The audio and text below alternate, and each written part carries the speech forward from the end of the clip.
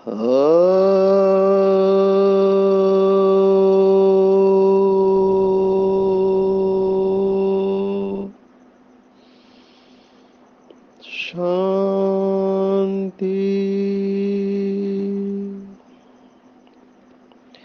आज 23 अगस्त 2022 भारत में मंगलवार है।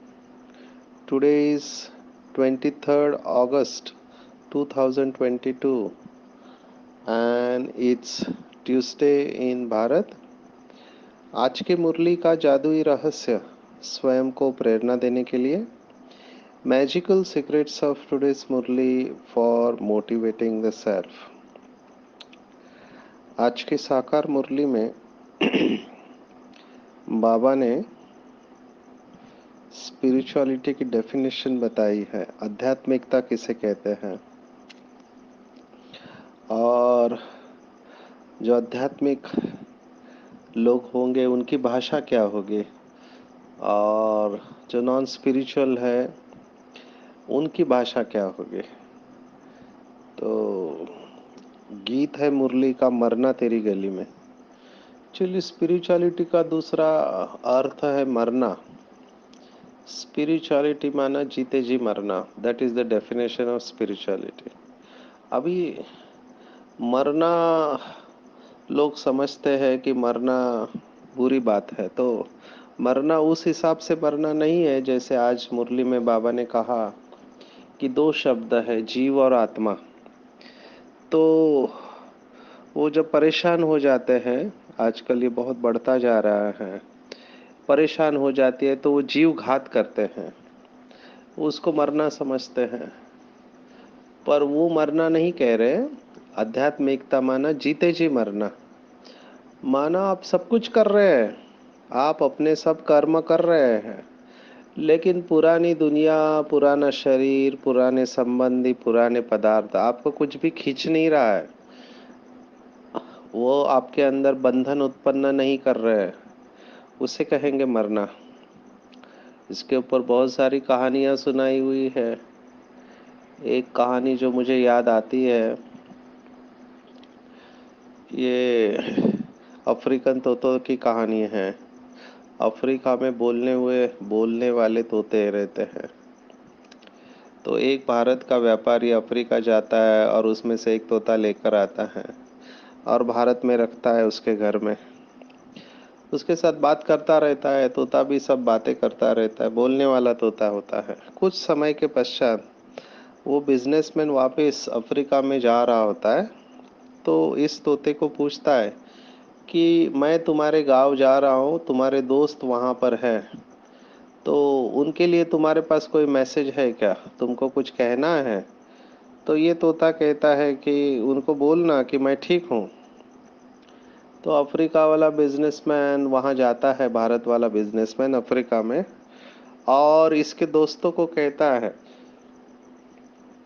ये जो बोलने वाला तोता होता है इसके दोस्तों को कहता है कि तुम्हारे भारत वाले दोस्त ने मैसेज दिया है कि वो ठीक है।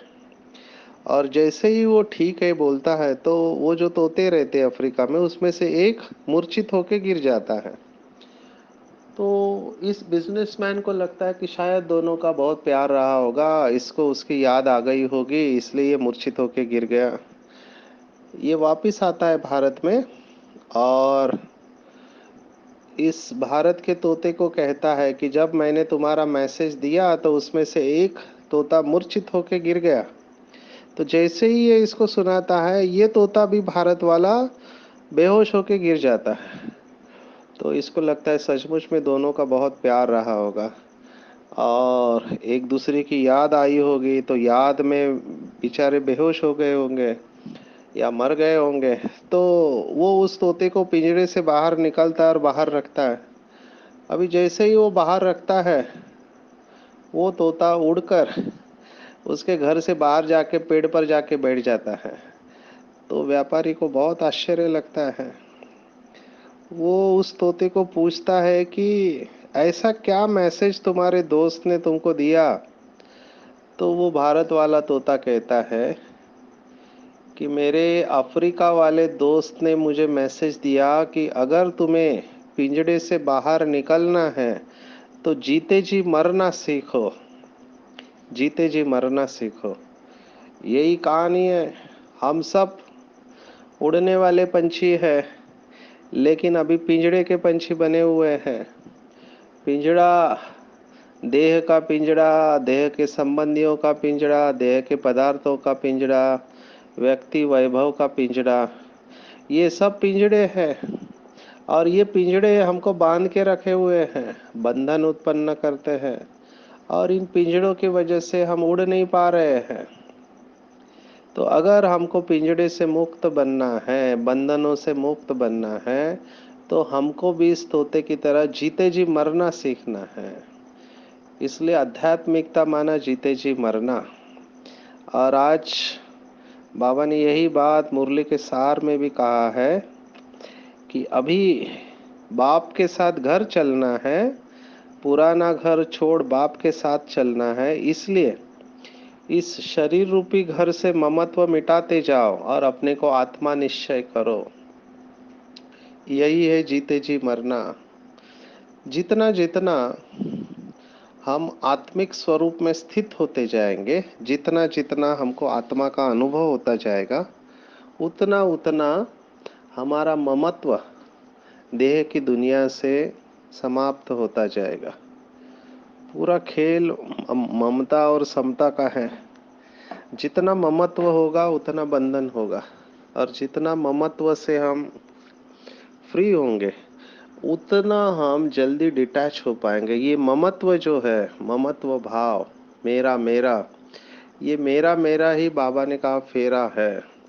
पूरा पुरुषार्थ इसी के ऊपर है कि जितना जल्दी हम मेरापन को परिवर्तन कर दे। बाबा ने मेरेपन को छोड़ने को नहीं कहा है, मेरेपन को परिवर्तन करने में कहा है। दुनिया में लोग आध्यात्मिकता से इसीलिए डरते हैं क्योंकि उनको सिक्योरिटी है, सोशल सिक्योरिटी, सुरक्षित महसूस करते हैं मेरा मेरा करते हुए, क्योंकि उनको लगता है ये मेरा चला जाएगा तो मैं दुखी हो जाऊंगा। अब बाबा ने कहा बच्चे सिर्फ ट्रस्टी होकर इसको संभालो, मेरे को परिवर्तन करो। दो शब्द है आध्यात्मिकता के। अभी हम इस समय महाराष्ट्र में है, तो महाराष्ट्र में परभनी डिस्ट्रिक्ट है। वो परभनी डिस्ट्रिक्ट के पास एक स्थान है जिसका नाम है सेलू। अभी विशेष बात है, मुझे भी आज ही पता चली कि जो साईं बाबा है शिरडी के, उनके गुरु यहाँ पर रहते थे। तो उन गुरु की समाधि है, वहाँ पे मंदिर है, जिन्होंने साईं बाबा को दीक्षा दी थी। तो उन्होंने अपनी इच्छा से जब शरीर छोड़ा, उन्होंने कहा जब मैं शरीर छोड़ूंगा तो मेरी जहाँ पर भी आप शरीर को या अस्थियों को दफनाएंगे, वहाँ पर उसके नीचे पूर्व की दिशा में आपको एक मूर्ति मिलेगी, उस मूर्ति की स्थापना करना। तो वहाँ से एक स्वयंभू मूर्ति विष्णु की उनकी मिली, और वहाँ पे वो मंदिर बना हुआ है। वो गुरु का फोटो भी नहीं है, लेकिन वो विष्णु को ही उनका गुरु समझते हैं। तो वहाँ पर ज्ञानेश्वरी के ऊपर प्रवचन चलते हैं 1 मास श्रावण महीने में। तो आज वहाँ पर सेशन था।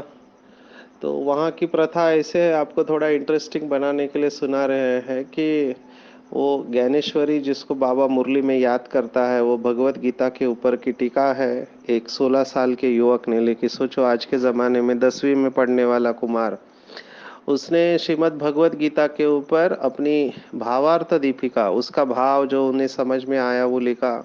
700 श्लोक को 9000 श्लोकों में कन्वर्ट किया उन्होंने, और पूरा बाबा का ज्ञान है। तो वो किताब रखी हुई रहती है।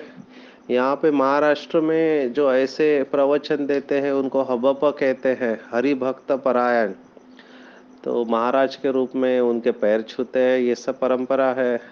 तो वहाँ उनका सिंहासन होता है, वहाँ रोज एक महाराज बैठते हैं। तो आज ड्रामा प्लान अनुसार डॉक्टर सचिन भाई वहाँ पे बैठे थे, और उनके सामने वो ज्ञानेश्वरी की किताब रखी रहती है। तो वो किताब को खोलना है, और खोलने के बाद जो पन्ना आता है, और उस पन्ने के ऊपर जो श्लोक होता है उस श्लोक को पढ़ के आपको क्लास लेना है। ऐसे ही चलता है 1 घंटे का। तो आज हमने 5वें अध्याय का 20वां श्लोक लिया था। बहुत डीप था वो। तो वो ऐसे था कि मराठी में ऐसे कहते हैं, मी आणि माझी आठवण विसरले जयाचे अंतःकरण, पार्था तोची संन्यासी जान। माना उसमें परमात्मा वाच है कि मैं और मेरापन ये जब आपके अंतःकरण से समाप्त हो जाएगा तभी आप सच्चे सन्यासी बनोगे। तो उधर भी दो ही शब्द थे, ये मैं और मेरापन। इसी दो शब्दों के ऊपर आज 1 घंटे का क्लास हुआ। अब आप सोचो कितने डीप ये शब्द है। पूरा खेल इन दो शब्दों के ऊपर है। दिन भर में हम ये दो ही शब्द इस्तेमाल करते रहते हैं, मैं कौन मेरा कौन। तो मैं करते रहते हैं और मेरा मेरा मेरा मेरा करते रहते हैं। तो ये दो शब्द है जो हमारे अंदर बंधन उत्पन्न करते हैं, दुख उत्पन्न करते हैं, और यही दो शब्द है जो हमको बंधन मुक्त, जीवन मुक्त और सुखी कर सकते हैं। इन दो शब्दों का परिवर्तन करना है। स्पिरिचुअलिटी माना मैं और मेरापन को परिवर्तन करना। स्पिरिचुअलिटी माना पूरा खेल रूपांतरण का है, ट्रांसफॉर्मेशन का है। तो दुनिया में तो लोग घर बार छोड़ते हैं, लेकिन बाबा ने कहा घर बार छोड़ने की जरूरत नहीं है। घर गृहस्थ में रहते हुए अपना कर्तव्य निभाते हुए इन दो शब्दों को आप परिवर्तन करो। मैं कौन मेरा कौन। तो मैं बाबा का और मेरा बाबा, बस इसमें पूरा परिवर्तन आ गया। मैं जो हूँ जैसी हूँ, बाबा की थी, बाबा की हूँ और हमेशा बाबा की बनी रहूंगी। और मेरा तो एक शिव बाबा, दूसरा न कोई। तो सब मेरापन एक मेरा बाबा में समा जाए और मैंपन भी बाबा में समा जाए। बाबा ही संसार है। फिर जैसे कबीर ने कहा, कबीर ने बहुत सुंदर कहा कि जहाँ मैं है वहाँ हरि नहीं, और जहाँ हरि है वहाँ मैं नहीं। देखो, दो शब्दों में उसने पूरा सार सुना दिया कि जब तक हमारे अंदर हद का मैंपन है, हद का बॉडी कॉन्शियसनेस है, तब तक हरि या परमात्मा की प्रवेशता हमारे अंदर नहीं हो सकती। पूरा ये मैंपन को जीतने में ही टाइम जाता है। अगर मैं और मेरा को भी आप शॉर्ट करना चाहते हैं तो केवल एक शब्द, हु एम आई, मैं कौन हूँ, उसी को ही समझना है अपने को। संपूर्ण अवस्था माना मैं कौन हूँ, इसको यथार्थ रूप में समझना। जैसे ब्रह्मा बाबा को, मम्मा को स्पष्ट स्मृति थी कि मैं ही वो कृष्ण हूँ, मैं ही वो 16 कला संपूर्ण कल्प कल्प की विजयी रतन हूँ। जब ब्रह्मा बाबा को साक्षात्कार हुआ था विष्णु चतुर्भुज का, तो उनको आवाज सुनाई दिया था, अहम विष्णु चतुर्भुजम तत्त्वम।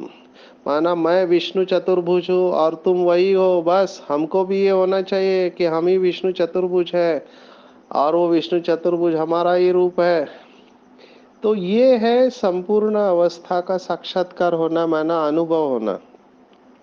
तो मैं कौन, इस शब्द में पूरा खेल आ जाता है। बाबा ने मुरलियों में कहा है कि भगवत गीता को भी बाबा ने दो शब्दों में समराइज कर दिया कि भगवत गीता का पहला अध्याय है मैं कौन, और 18वां अध्याय है सिद्धि नष्ट मोहा। तो शुरुआत मैं कौन से ही करेंगे। पूरा बीके लाइफ में हम इसी गहराई में जाते हैं कि मैं कौन हूँ। मैं कौन की रियलाइजेशन बहुत डीप है। मैं कौन ये रियलाइज करने में काफ़ी टाइम जाता है। मेजॉरिटी लोग जो मेरे पास आते हैं वो कहते हैं मैं तो डिप्रेस हूँ, मैं तो एंजाइटी वाला हूँ, मैं तो ये हूँ वो हूँ। अपने बारे में निगेटिविटी बताते रहते हैं कि मैं तो बहन हूँ, मैं तो भाई हूँ, या मैं कुमार हूँ कुमारी हूँ। ये सब लिमिटेड है, लिमिटेड परिचय है हमारा। इससे भी परे जाना चाहिए। मैं कौन हूँ इसकी गहराई में जाएंगे तब पता चलेगा कि मैं एक शक्ति हूँ, मैं शिव की शक्ति हूँ और मैं आदि अनादि संपूर्ण पवित्र हूँ। मैं वही हूँ जिसकी मंदिरों में पूजा होती है।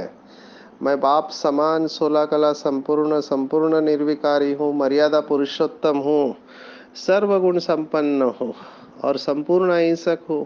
ये रियलाइजेशन होना, मैं कौन, इसी में पूरा जीवन चला जाता है। पूरी साधना इसी की है। और जिस समय यह पूरा हो जाएगा रियलाइजेशन, तब आपका शरीर छूट जाएगा, जो आज बाबा ने कहा। तो बार बार अपने आप को स्मृति का अटेंशन दिलाना है कि मैं कौन, गहराई में इसको रियलाइज करना है। और जब ये रियलाइजेशन होता है बीके लाइफ में, तब ये प्रश्न आ ही नहीं सकता है कि मेरा मन अशांत क्यों है, शांत क्यों नहीं होता, अशांत क्यों है। बाबा ने कहा, जो बाबा के बच्चे कहते हैं कि मेरे मन को शांति कैसे मिली, मैं तो बहुत परेशान हो गया हूँ, बॉडी कॉन्शियसनेस है, अभी तक आत्मा का अनुभव नहीं हुआ है, तभी ऐसे शब्द आते हैं। क्योंकि एक बार आपने आत्मा का अनुभव कर लिया तो आपको पता चलेगा कि मेरा स्वधर्म शांति है। दूसरी कहानी जो मुझे याद आ रही है, ये कहानियों में मैसेज बहुत अच्छा जाता है। बाबा ने आज स्वधर्म की बात की है, तो ये राबिया करके एक स्त्री थी। वो अपने घर के बाहर जो लाइट था उसमें कुछ चीज ढूंढ रही थी। तो उस गांव से एक व्यक्ति जा रहा था और राबिया को पूछ रहा है, राबिया तू क्या ढूंढ रहे है? तो वो कहती है कि मेरा एक अनमोल हीरा खोया हुआ है, उसको ढूंढ रही हूँ। तो वो व्यक्ति कहता है, चलो मैं तुम्हारी मदद करता हूँ। दोनों ढूंढते रहते हैं। थोड़ी देर में और एक व्यक्ति आता है, वो कहता है, तुम दोनों क्या ढूंढ रहे हो? तो कहता है, राबिया अपना हीरा गवा चुकी है, खो चुकी है, तो मैं उसको ढूंढने में मदद कर रहा हूँ। वो तीसरा व्यक्ति कहता है, मैं भी तुमको मदद करता हूँ। ऐसे करते करते चार पांच लोग ढूंढते रहते हैं। थोड़ी देर में वहां से उस गांव का सबसे बूढ़ा व्यक्ति जो समझदार था, वो जाता है तो देखता है ये सब लोग क्या ढूंढ रहे हैं। तो वो बताते हैं कि राबिया ने अपना कीमती हीरा खो चुकी है वो, तो हम उसको ढूंढने में मदद कर रहे हैं। तो ये व्यक्ति थोड़ी देर सोचता है और राबिया को पूछते, राबिया तुमको याद है अच्छी तरह से कि कहाँ पे तुम्हारा हीरा खो गया था? तो राबिया जवाब देती है कि मेरा हीरा तो घर में खो गया था। तो फिर वो बूढ़ा व्यक्ति पूछता है, तुम बाहर क्यों ढूंढ रही हो? तो राबिया कहती, क्या करूं, बाहर प्रकाश है और अंदर अंधेरा है, इसलिए बाहर लाइट में ढूंढ रही हूँ। वर्तमान समय मनुष्य की हालत यही है। उसको चाहिए शांति, सुख, प्रेम, आनंद, पवित्रता, शक्ति, जो भी चाहिए। कहाँ ढूंढ रहा है? बाहर ढूंढ रहे हैं। आजकल तो मोबाइल में ढूंढ रहे, टीवी में ढूंढ रहे, खाने पीने में ढूंढ रहे, घूमने में ढूंढ रहे, सब बाहर ढूंढ रहे। हीरा खोया हुआ है अंदर, घर के अंदर, और घर के बाहर ढूंढ रहे हैं तो बाहर मिलने वाला ही नहीं है। तो अंत तो गत्वा फ्रस्ट्रेट होने वाले, निराश होने वाले। यही बात आज बाबा ने मुरली में कही हुई है। तो बहुत गहराई से चिंतन करना है, अपने आप से बात करना है कि कोई भी देहधारी व्यक्ति, वस्तु, वैभव मुझे सच्ची शांति का अनुभव नहीं करा सकती है। मुझे किसी भी देहधारी से, इंक्लूडिंग माई सेल्फ, सच्ची शांति का अनुभव नहीं हो सकता। अगर मुझे सच्ची शांति चाहिए तो मुझे अपने अंदर ही जाना पड़ेगा। मेरा स्वधर्म शांति है।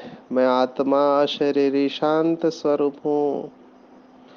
जब तक ये रियलाइज नहीं होगा तब तक अशांति का अनुभव होता रहेगा। अभी इसको कितना टाइम लेते हैं हमारे ऊपर है। मेरे पास जो भी लोग आते हैं, इवन बीके हो या पीके हो, दोनों को मैं अभ्यास बताता हूँ। और उनको अनुभव न होने का कारण ही है क्योंकि आत्मा का उनको अनुभव ही नहीं है। बैठे रहते, गीत सुनते, लाल लाइट देखते हैं, लेकिन जब तक बुद्धि स्वच्छ नहीं बनी है, जब तक शरीर से डिटैच नहीं हुए हैं, तब तक शांति का अनुभव नहीं हो सकता। तब तक परेशान होते रहते हैं।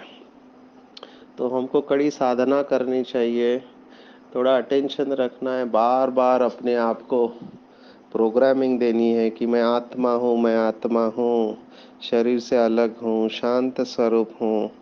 बाबा कितना अभ्यास करता था, ब्रह्मा बाबा ने पहले अध्याय को कितना प्रैक्टिकली अभ्यास किया, कितने बार लिखता था कि मैं आत्मा हूँ, जशोदा आत्मा है, फलाना आत्मा है। तो आज तो बाबा ने आत्मा के अभ्यास के बारे में बताया कि ये शरीर भी घर है और आंखें खिड़कियां है। तो खिड़कियों में से देखना है, तुरंत डिटैच हो जाएंगे। खाना खाते समय भी अभ्यास कर सकते हैं कि मैं शरीर को खिला रहा हूँ। तो शरीर को खाना खिलाते हैं तो शरीर से आप अलग हो गए।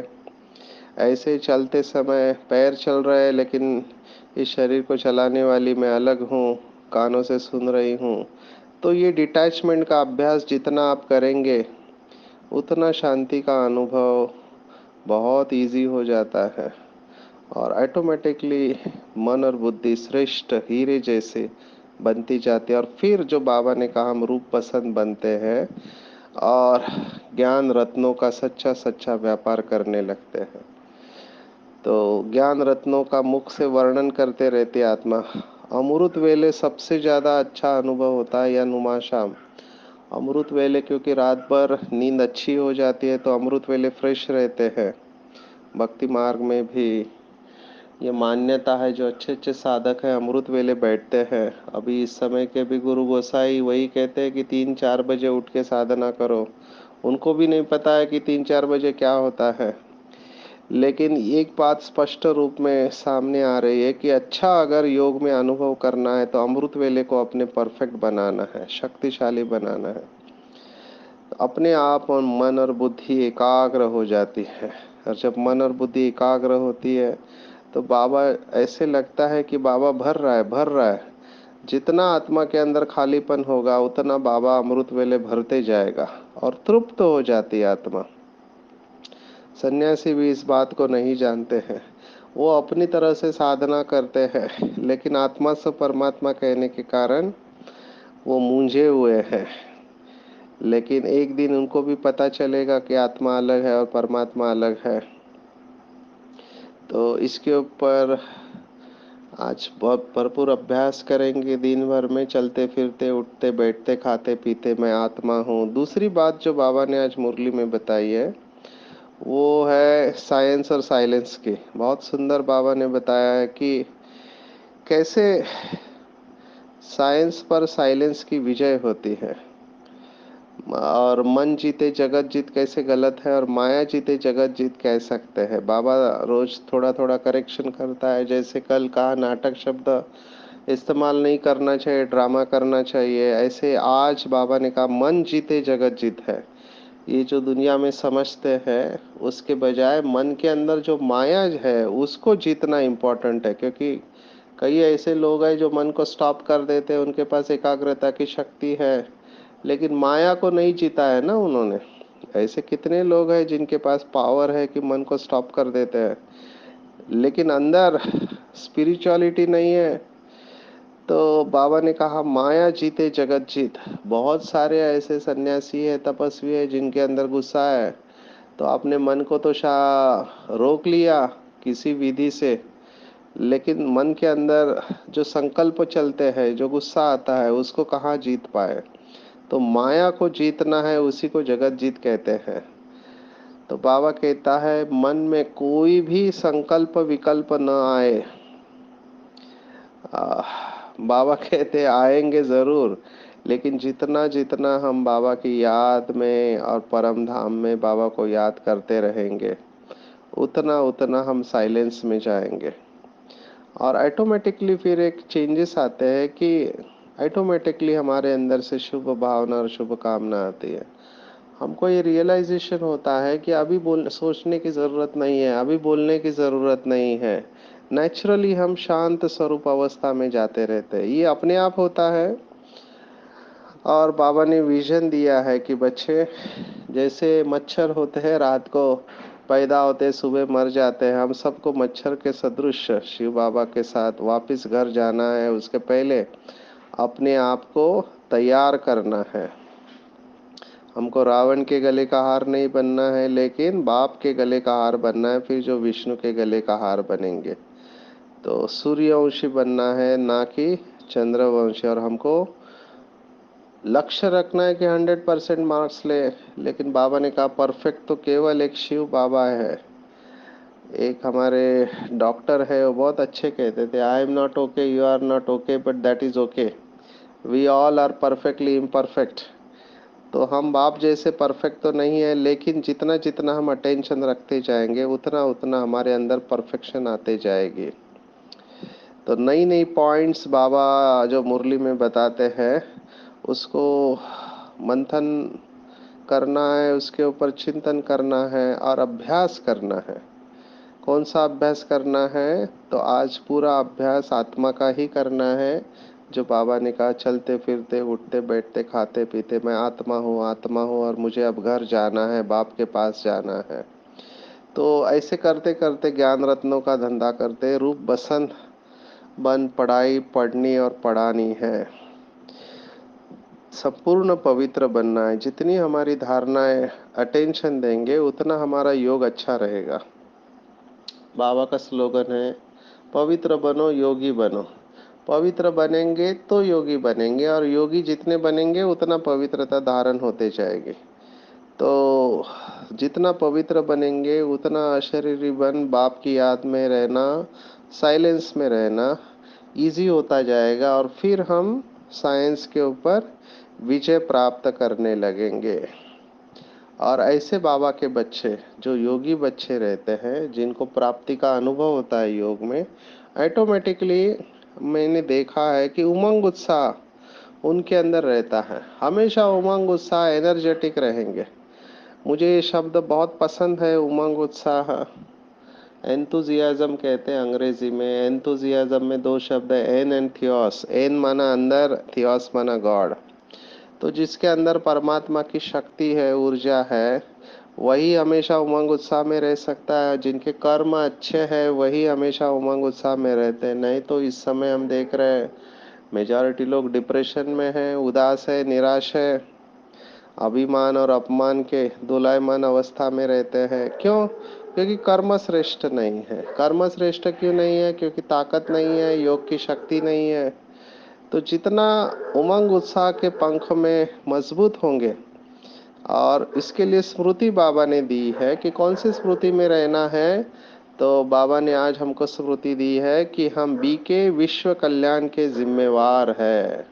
तो जो जिम्मेवार आत्मा होता है उसके अंदर आलस्य अलबेलापन स्वतः ही समाप्त हो जाता है। समझो आपके ऊपर जिम्मेवारी है, माताओं के ऊपर घर चलाने की जिम्मेवारी है, दूसरे दिन नाश्ता बनाना है, तो वो थकेंगे कैसे? उनको सुबह उठ के सब बनाना है, भाइयों को ड्यूटी पर जाना है, घर चलाना है, तो कैसे भी करके थोड़ा भी दर्द हो रहा है फिर भी गोली लेके जाएंगे ड्यूटी पर, क्योंकि ड्यूटी पर नहीं जाएंगे तो सैलरी कैसे आएंगी, पैसा कैसे आएगा? तो जो जिम्मेवार आत्मा होती है वो आलस्य और अलबेलापन से स्वतः ही मुक्त हो जाते हैं। वो थकेंगे नहीं, वो अथक होंगे। जैसे हमने ब्रह्मा बाप को देखा, दादियों को देखा, तो जो योगी होते हैं वो कभी थकते नहीं है। थकाने वाली है माया। व्यर्थ और निगेटिव संकल्प व्यक्ति को बहुत थकाते हैं। तो जिनके अंदर व्यर्थ और नेगेटिव कम होगा या नहीं होगा, वो हमेशा उमंग उत्साह में रहेंगे, अथक होंगे, और उनके चेहरे पर ही इतना उमंग उत्साह होगा कि उनको देखकर और भी आत्माएं उमंग उत्साह में ऑटोमेटिकली आ जाएंगे। तो बाबा ने आज वरदान दिया है कि उमंग उत्साह के पंखों के द्वारा खुद भी उड़ो और दूसरों को उड़ाने वाले मजबूत और अथक भव। जो मजबूत होते हैं वो कभी भी मजबूर नहीं होते, और जो मजबूर होते हैं वो कभी भी मजबूत नहीं होते। तो मजबूत बनना है, ना कि मजबूर। और बाप के संग संग में रहना है। जितना बाप के संग का रंग हमको लगेगा उतने हमारे अंदर की बुराई है सहज ही समाप्त होते जाएंगे। कल भी बाबा ने कहा था ना, श्रेष्ठ कर्मों का खाता। तो जितना श्रेष्ठ कर्मों का खाता होगा उतना विकर्मों का खाता कम होते जाएगा। जितना जितना हम शिव बाबा को साथ में रखते हैं, शिव बाबा को साथ का अनुभव करते हैं, तो आप देखेंगे कि बुराइयां ऐसे समाप्त हो जाती है जैसे कि सूर्य का प्रकाश। सूर्य को आप पूछो तो सूर्य पूरी दुनिया को प्रकाश देने वाला है, लेकिन सूर्य के पास अंधेरा नहीं होता है। अंधेरा हमारे पास होता है। हम अंधेरे को जानते हैं, सूर्य नहीं जानते। सूर्य को पूछा तुम अंधेरा जानते हो, तो वो कहता है कि अंधेरा क्या होता है मुझे पता ही नहीं है। ऐसे ही ज्ञान सूर्य शिव बाबा के साथ जो बाबा के बच्चे रहते हैं उनके जीवन का अंधेरा भी समाप्त हो जाता है। तो अंधेरा एक बुराई की तरह है, तो बुराई ऑटोमेटिकली चली जाती है, अंधेरा ऑटोमेटिकली चली जाती है जहाँ प्रकाश आता है। तो शिव बाबा ज्ञान का सूर्य है, और जितना जितना हम ज्ञान सूर्य शिव बाबा के साथ रहेंगे उतना बुराइयां हमारे अंदर की समाप्त हो जाएगी। तो आज पूरे दिन भर में यही अटेंशन रखना है कि अब मुझे घर जाना है, ये पुराना शरीर, पुरानी दुनिया छोड़ना है और बाप के साथ साथी बनकर परम धाम में जाना है।